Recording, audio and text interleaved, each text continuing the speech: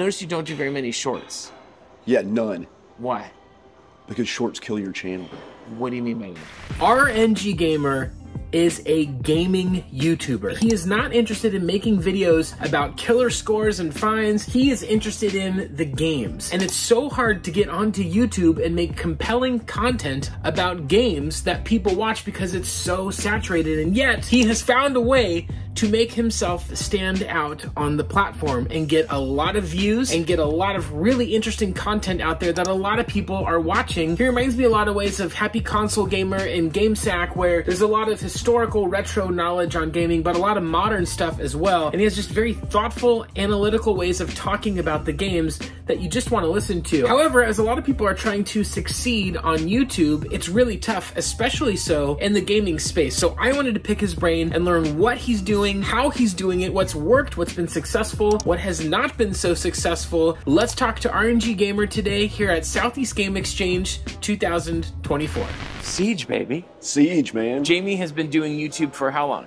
A little over a year and a half. And in that time, let me tell you, you've managed to do a lot of things really well. It has a video that's gotten over 220,000 views.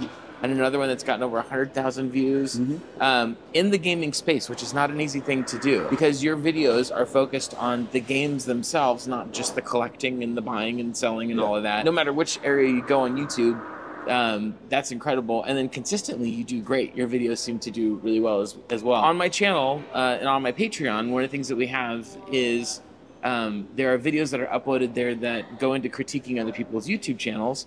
And we critiqued one of yours, one of your most popular video, and to kind of look at like why did it work and what made it work so well. I just wanted to dig in with you about your YouTube story a little bit, and just kind of hear, because I think a lot of people are trying to do YouTube and they're not sure if they're making the right choices, and so I'd love to hear from you. Let's start with like, how would you explain your start into making a YouTube channel? So I decided to do YouTube really for two reasons. The first is that people have been telling me for years I needed to do a YouTube channel, but I didn't really have much interest in doing it. I love YouTube, I love watching YouTube, but I noticed that my daughter was watching a lot of people on YouTube.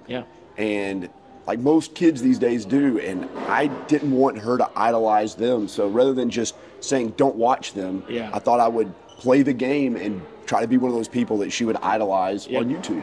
And it kind of worked. She and all of her friends watch my YouTube channel. Oh, that's great. And so I know I can't compete with a lot of the heavy hitters that she likes to watch, but who does she like to watch? She likes Mariah Elizabeth, which is like a crafting channel, and she likes Dr. Mike and Mr. Beast, of course. Ryan Trahan, all great content creators, all with very different styles. And now RNG Gamer. Yeah, RNG Game. That's awesome. When you started uploading, what was that experience like for you to hit record and edit that video? What was the sort of road from 0 to where you're at now with what, over 10,000? Yeah, I'm about to hit 11,000. Yeah. So quickly. Yeah, it was a little strange. I had never filmed anything ever with anyone. The only thing I'd ever filmed were like my kids on my phone. I'd never been on camera as far as I know. So it was a little strange at first, and a lot of people say they have a hard time performing on camera. I was very afraid of being myself. I was like, people aren't going to like my personality. I'm too loud. I'm too boisterous. So I tried to hold it back and be calm. Because that's what a lot of the game collector creators I've noticed, the way they act. It's very reserved. Really? It's about collecting. It's just about the games. Focus on the games. Have you seen Pixel Game Squad before? Yeah, I've been watching them since the Retro Liberty days. But they were different. To me, they were not a game collecting channel. They were a personality channel. At first, I was like, I'm going straight into the game collecting community. Turns out, I'm not a game collector. I am a collector, but I'm more of a gamer. Over time, I let my personality come out as people were telling me they really enjoyed my personality. How far into your personality are we actually seeing right now on your channel? I am exactly the same way on camera that I am in real life. That's my impression as well. When you go through and you start uploading, how does it hit you when you wake up one morning and you see a video that's crossed 1,000 views? I remember the first video I had that it had been out a couple of weeks and it started trending a little bit. And I remember it going from like 600 views to 2,000 in about 2 hours.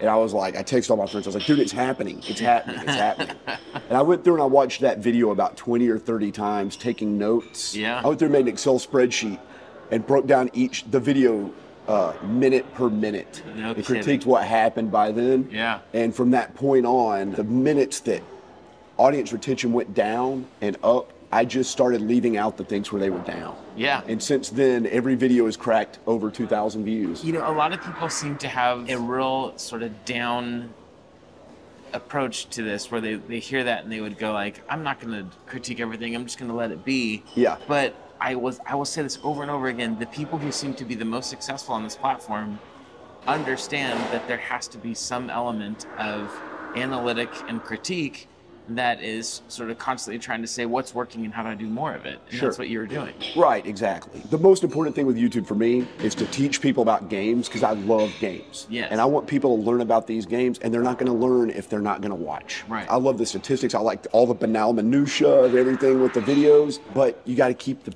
viewer engaged. A lot of people on YouTube want to keep it real. Yeah. Like, I'm not going to change who I am. Yeah. They're just, people are going to have to love me for me. People will love you for who you are. Yep. But you have to edit yourself a little bit. A little bit. Right? You don't want to go watch a movie where they haven't edited out any of the content and it's a 16-hour, nonsensical, just drawn-out thing. Yeah. Hit the high points. So Yes. be you, but be your best you. You cross a couple thousand views. What's it like when you see a video cross 50,000 views, 100,000 views, 200,000 views? It's surreal. Yeah. It's absolutely surreal. I remember, so one of my things is I answer every YouTube comment. Yeah. And my first video that crossed 100,000 views, I could not answer the comments faster than they were coming in. Yeah. For like a 10-hour period, I sat there answering comments and they never stopped. Yeah. And then when I hit 200,000 views, it took me about a month and a half to answer all those comments. And then do you, like when people comment and then you comment back, do you go back and see which ones have replied? Yes. I do that too Yeah. sometimes. Yeah. I do that too. And I love communicating. Why do you do that? Because what's most important to me on YouTube is building a community. Yeah. That's what it's all about. It's not about like the views. It's not about, you know, becoming famous. It's about like getting a group of people together that love the things I love. You got to answer those comments. Plus, it's good for engagement. Yeah. But I want to know what people have to say. And I've learned about so many different things and games I never would have known about from the comments. I've heard you reference that more than once in your videos. This was mentioned in the comments, and then you found it in your backlog, Yep. and then you played it and Yep. had a great experience with Yeah, it. So, absolutely. what's the feeling like when you get a video that just blows up when, you know, this 50,000, 100,000, 200,000, and then the next one is 3,000? What's that like for you? It's disheartening, to say the least. Yeah. But what's more important to me is having a good baseline. Yeah. You have to treat those 200,000 view videos like outliers, right? Yes. They're the ones that stand out. As long as your baseline is moving up. Yes. Now, occasionally you have a video that just flops for whatever reason. Yeah. For me, I know what it is. I'm cursed when I cover anything Nintendo. Really? Anything I do that's Nintendo does not do well. Okay. I just did a Wii collection video. My collection videos bring in an average of about 10 to 20,000 views. Yeah. Every time I've ever covered anything Nintendo, Holy just crashed. Just crashed. And I don't know why people love Nintendo. Yeah. But they don't like to hear me talk about Nintendo. That's so funny. Yeah. I feel like, like that would just be a shoe-in. For yeah. Sure. I know, right? But Yeah. it's like, they just don't care. I wonder what it will be like from an evergreen perspective, like if the Wii surges in popularity, which it sort of is kind of starting to do this a little Yeah. bit, if people will discover your video from that point. I hope so. I've had several videos that didn't really do anything that slowly gained traction, and there's always something that happens. Like I did an hour and a half long Atari 50th anniversary celebration video. It got no views. Yeah. And then they just announced some DLC for that. Yeah. And it gets 10,000 views in like 3 days. I'll see these comments on like Reddit or I'll be asked like, what do you think about deleting old videos? I'm like, don't delete old videos. You just don't know when it's going to be found. So let's get into your creative process. How do you select what to focus on for a video? I know you have these spreadsheets and things, but there's a sort of mix, I think, of like being analytical, but also being improvisational as well. So I'm highly improvisational when it comes to performing the act. Yeah. So very rarely do I plan any videos more than a week ahead. And when I say plan, it is loose. I'm going to do a video where I talk about, 8 games I regret playing or buying.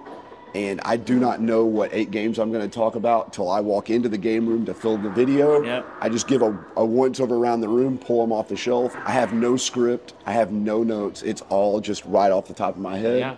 And that seems to be what works for me. Whenever I've written a script, it is very stilted and wooden and weird. Yep. When I cover games that I'm reviewing, I have notes that I take during the game. Yeah.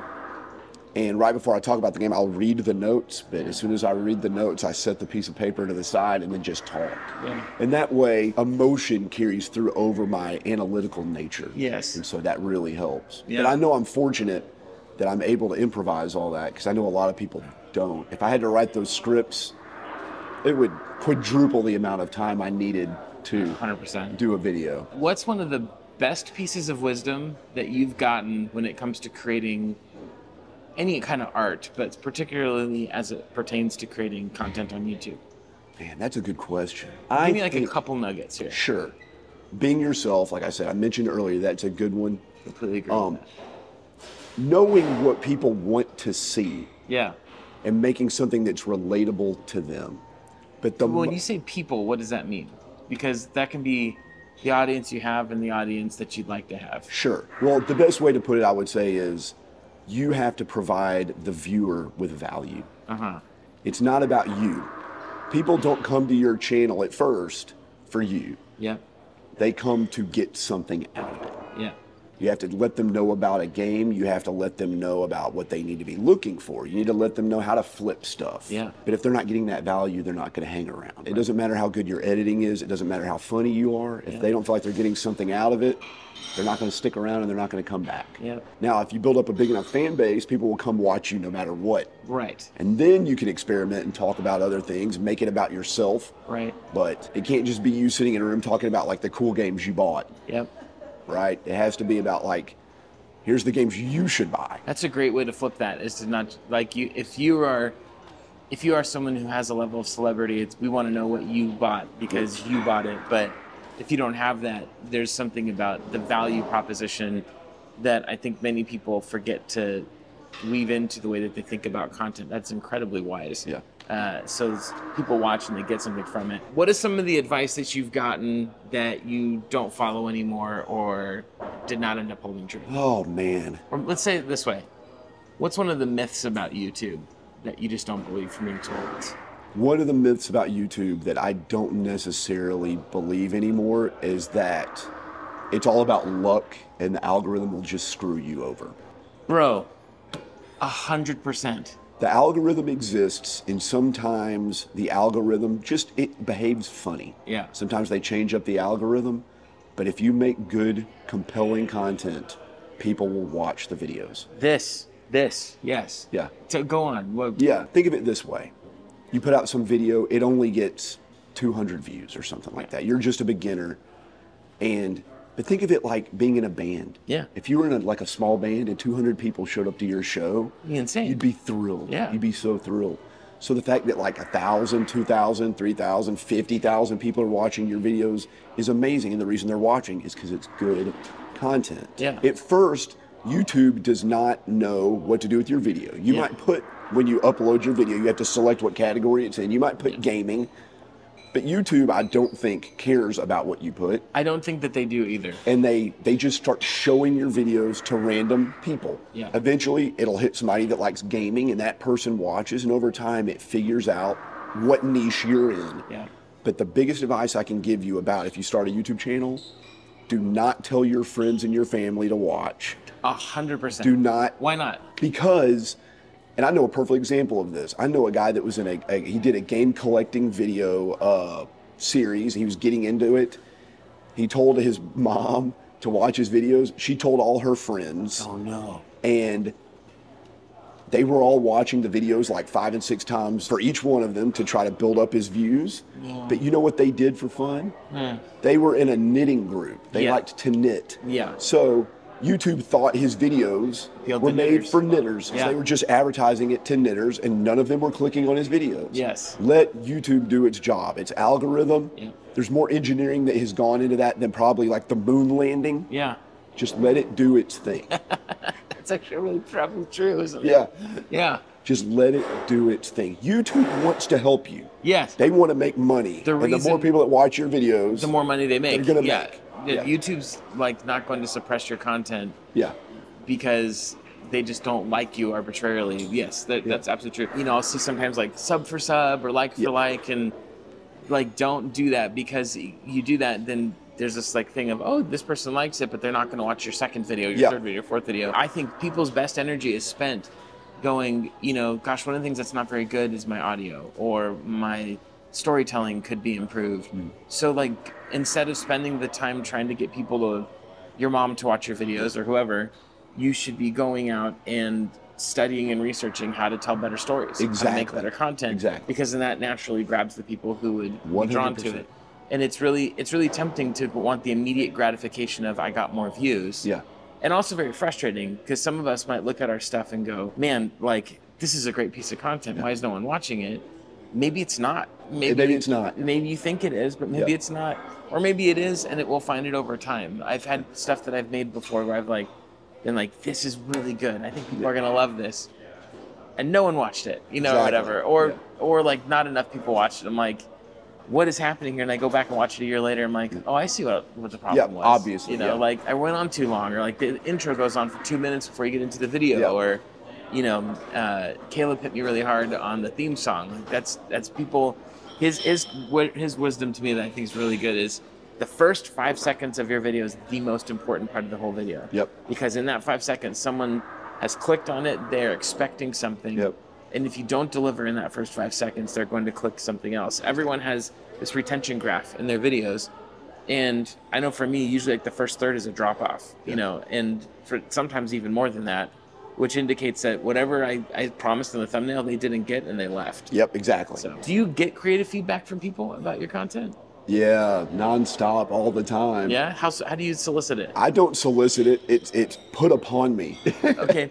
But do you ever go out of your way to find people, like creators that you enjoy their work? And like, I know we have that relationship. Yeah, you primarily. I have a lot of other creators that I'm friends with. RetroWolf88. Great guy. The Arkansas Picker. Their videos and my videos are very different. There's basically no overlap, and our audience is totally different. But they've been in the game a lot longer than I have. And just for broad strokes, they have a lot of advice. RetroWolf88 was the one that convinced me that thumbnails are important, but the first 5 seconds is everything. It's actually the first 19 seconds, because that's what auto plays. Yeah. And so my first video to hit 100,000 views, what I actually did is I orchestrated the intro to fit exactly at 19 seconds, was in the middle of me saying, what the, and it cut exactly. And that hit 100,000 views. But I planned that intro just around that auto play on YouTube. Yeah, I'm stealing that. That's so smart. That's awesome. Are there things that you found for intros or hooks that tend to work really well for you? High energy, lots of. You need to draw the viewer in, right? You need to do something. You need to entice them. Yeah. I know there's a big push now to give the result at the beginning. Yeah. So that people feel like they're not going to waste their time. Sure. And they have to invest their time into watching this video, so they know it's going to pay off in the end. Yes. And you put that right up front. I do that sometimes, but mainly I rely on the classic storytelling feature of like, something's going to happen, but you're going to come on this journey with me. Yeah. And while I think giving the final result up front is a good way to get somebody to watch, I don't think it builds anything in the video. They already know what they're going to get, and then there's this passive viewing when they know what's already going to happen. I want active engagement. Yeah. So I want them to stick around hoping that something good's going to happen. Yeah. But then you got to deliver. Yes. You have to deliver. Your channel, in my mind, is like adjacent to Happy Console Gamer, but more so GameSack, where you talk about the games, but I think one of the things that you do really well on your channel, so on my Patreon, I do channel critiques and video critiques, and people submit them, and I give real direct feedback. And on your most popular video, one of the things that I noted was you say things about the games that I think endear people to you who are actual gamers. Exactly. And that's because you are an actual gamer. Yeah. And so like with GameSack, when he goes through and just gives quick information about games, Joe does that. one of the things I like about you is that when you go through and talk about the games, you say something about it that one suggests, no, he actually played this game. He didn't read this on Wikipedia or steal someone else's, ideas. But then the second thing is you say something unique about each game, right? That is specific to your experience, and it's doing this dual thing of providing value and endearing us to you, right? Because we're like, that's cool that he felt that way, or I don't. How could he think that, or whatever? And I think that that's you're doing that really well. What were your thoughts on the critiques and feedbacks overall that I gave to your video? I thought they were all spot on. Okay, really good. I take so much advice from all the other reviews you do on your Patreon. Yeah, and I love your contributions too. Well, thank you. I always read so your much. comments. I'm like, that was really good. I'm going to steal that. Yeah, but I thought it was really good. I don't go out of my way to try to say something unique. Those are just my feelings. Yes. And a lot of times, it's not about the overall game. Maybe there's just one little section of a game that stands out in your mind as being weird or strange or something, and I'll hit on that because I feel like it needs to be said. Yes. When you read these formal game reviews on Game Facts or on IGN or something like that, the people that are writing these are trained writers. Right. And most people that are reading them are not. Right. They want something more relatable. So I just try to be me, and this is how I would talk about it with a friend. I wouldn't talk about the art design is based around this, and it's an H.R. Geiger kind of setting in the game. It's more like everything looks wet and slimy, and it gives like an off-puttedness to it, Yeah. And that seems to work for me. And I don't know that that works for everybody else, but that's how I would talk to someone in real life. And that's what I'm trying to do. I feel like I'm looking through the camera at the audience. Yes. And you hitting on that really helped to assuage my concerns that maybe I'm not doing it right. Maybe I need to be more quote unquote formal. Yeah. But the truth is most people don't feel that way. Yeah. And gamers are a unique breed, and you need to cater to that uniqueness. 100%. You can't cover a game the same way you would cover a Broadway review musical, or something like that, right? Yeah, totally agree. And that's one of the things that you seem to really get and do really well is how to cover this stuff in a way that makes sense, but also I think that's a genuine and authentic thing about what's there. I think as you continue to develop more and more of your style, I'm interested to see what that style will ultimately form up as and how it will visually have distinctives to it and everything. But there's these basic fundamentals that I feel like everyone's got to get right on YouTube. One is visually that the framing is right, and your framing is great. The other is that the audio is great. Your audio is 11 out of 10. Okay, thank you. Which is great, which it better be, knowing your background. The other is just that there's a reason to keep listening. I think one of the things, your videos are very long, but I also think that's kind of an awesome thing is just to kind of, I can because of the way you talk about your content or the games, I can play your video in the background, and I can also sit down and watch it and be equally entertained. Yep. And so I think sometimes some of the edits and some of the skits and some of the things can be an enhancement, and sometimes it can also be wait, what's he doing right now? And I want to go watch it. With an analytical breakdown, the words are probably the most important part. Right. And you're doing good with the words. Yep. I try to do my best with the words, and I know people are watching it in the background because that's what I do. And on my longer videos, ones that are over an hour, I will 100% in every video always mention that I know a lot of you are asleep right now, and you're watching this while you're going to bed. If you're still awake, give me a shout out. And so many people reply I'm still awake, or you caught me, I was dozing off. Because I fall asleep every night watching YouTube. Yeah. And I absolutely 100% know people do it. But I have to say this, I found a lot of cool channels waking up in the middle of the night when YouTube's on autoplay. That's so funny. Because when YouTube autoplays, it's giving you something very similar to what you were already watching. Yeah. Well, any parting words for the people? Yes. If you want to start doing YouTube yourself, there's a lot of good resources out there. Do a little research before you dive in. And instead of spending 6 months kind of developing your skills, start off with your skill set a little elevated. Oh, boy, that's really good. Yeah. It's better to delay it a little while and learn a little bit than just dive right in. I know you want to get started. Yeah. The other thing I will tell you is if you're in the game collector community, it's really frustrating. You mentioned sound. Yeah. Get a good microphone. That's the first thing you should buy. There's nothing more irritating than watching a video where you can't understand what they're saying, and they've spent like $800 on video games. Yeah. And they're like, hey, it's just too expensive to buy a microphone. Makes no sense. Well, yeah. Buy 2 less games and get a decent microphone. Yeah, you can for $100 get a really great microphone option. You can for sell your copy of Mario something on the GameCube, and you'll be almost halfway there. You'll be almost halfway there. Or halfway there. It's totally worth it. Or all the way there. All the way there. It's funny. I think both of those things are true, because I think for me, I learned so much by doing, and so much of this has been like, well, I'm just going to do it the best I have. Put it out there, and then the comments and feedback come back like, hey, you need to upgrade this element of things.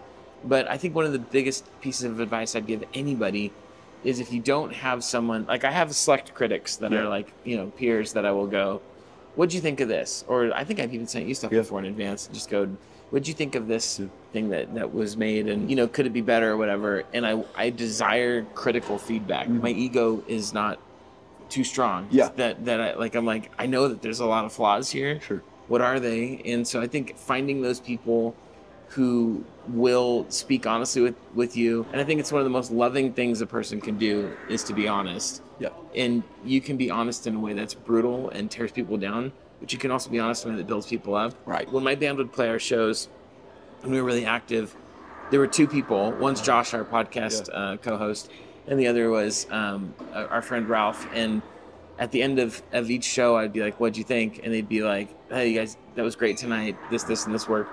Or they'd be like, oof, like, you know, what were you doing? What were you thinking? You know, whatever. Exactly, yeah. And it's like, any other feedback was welcomed, but I don't, like, you can't rely on comments for feedback. You can't rely on the general public for feedback. Yeah. I think, like, you need the people who, because you can read that, interpret that however you want. Notice you don't do very many shorts. Yeah, none. Why? Because shorts kill your channel. What do you mean by that? The people that watch shorts do not watch long form content. It can be, subscribers can be so deceptive. Yeah, there are other content creators that I started at the same time as me, and they have 3 and 4 times the number of subscribers I do. They do tons of shorts. Yeah. But I look at their long form content, and they're getting 400 or 500 views per long form video. I see people all the time. I had a short go viral, you know, it got 100,000 views. Do you know what YouTube considers viral for a short? You want to know how they weight it? 10 million shorts views on a single short. It's viral. That's viral. But you know what they consider that? That's considered as about 1 long form content that's watched for about 20,000 views. So a 20,000 view long form content is about 10 million shorts views. So literally, could you say it better than that? I know. Could. So I have a second channel where I just goof around. I experiment over there. I've made several shorts. I'm going to upload those over there because I don't care what happens over there. Right. But I'm going to try to see if I can drive a few new people from that channel to my main channel. That's great. And if they care enough to go over to the other channel, and they'll watch. My biggest short got 3 million views, you know, but that's still not viral according to the stat. But it netted me a bunch of subscribers. Like, my heart breaks for people who are like, this is incredible. I've got, you know, however many thousands of subscriber count or whatever. And then you go to a long form video and the audience isn't there. It's like, oh, I want the audience to be there for you. I made one short. I actually did delete it off my channel. Yeah. Because I watched a video of a large YouTuber. They have 13 million plus subscribers. They average, you know, about 2 to 3 million views per long form video. They decided to experiment with shorts. They put out a short. It got 15 million views. I think they gained something like 450,000 subscribers from that short. They said off their 15 million views on their short, they made $415. Okay. And their next 11 long form videos, viewership dropped by over 20%. Yeah. Because a smaller percentage of their subscriber base was watching. They had a large influx. And then the next content, I know YouTube claims that they treat shorts and long form content separately, but there's definitely some overlap. There's got to be. I think the king and queen of shorts in our space is JRPG Life. And I've mentioned this 1,000 times on my channel because they make such creative and inventive shorts, but their long form views are just continuing to explode. And they have the space. I think what you said earlier was really important, that you can get one of these outlier videos, but like, what's the baseline doing? Yeah. And they're a great example of that is that their baseline is now like 15,000 views per video, 20,000 views per video. And I'm experiencing that on my channel too, where my baseline for a while was like 5,000-6,000 views a video, which is amazing. Very thankful. And then now it's like 10, 15. I think my average is like 15 or 18,000 or something like that. But it keeps going up on the baseline, and I have almost completely stopped making shorts. Yep. What works for some channels doesn't work for every channel. Totally.